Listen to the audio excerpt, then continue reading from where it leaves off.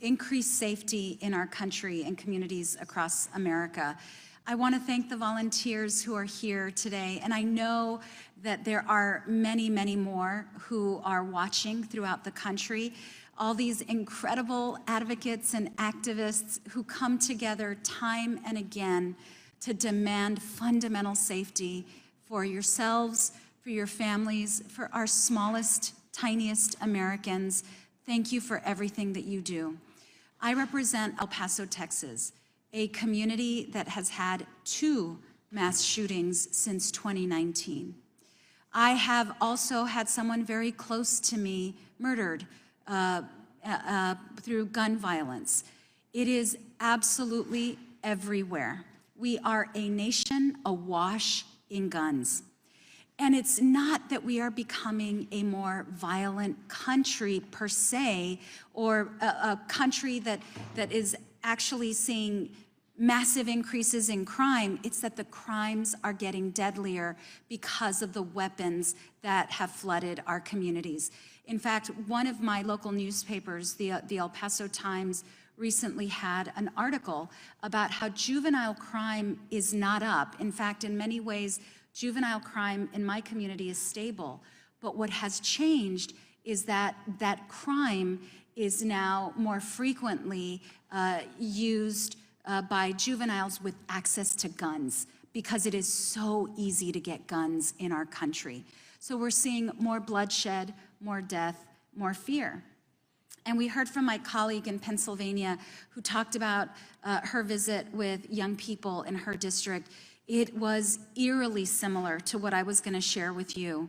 Just this weekend, I met with my Youth Advisory Council, incredibly talented, optimistic, hopeful, ambitious young people.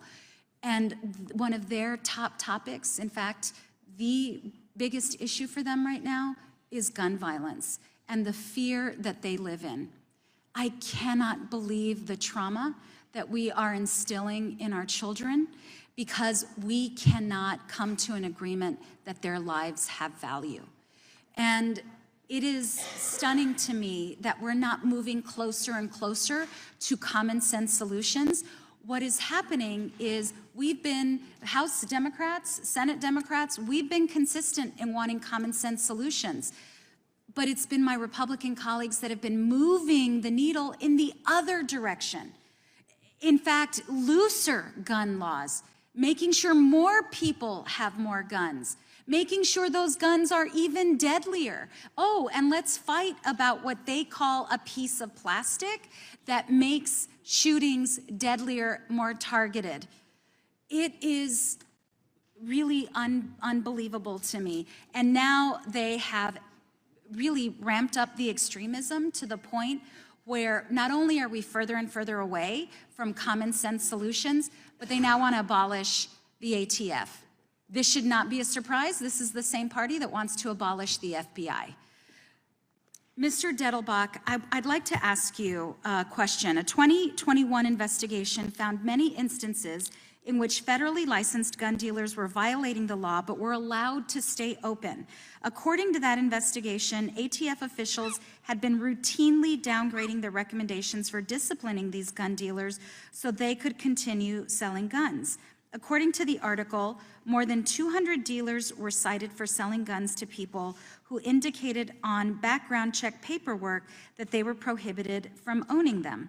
Dozens made false statements in official records. A Florida gun dealer sold a handgun to a convicted felon in a parking lot, and the examples go on and on. Overall, the investigation found that approximately 99% of the businesses found to have violated the law were allowed to stay open. By revoking the licenses of corrupt or irresponsible gun dealers, is the ATF acting on new regulations or enforcing longstanding law?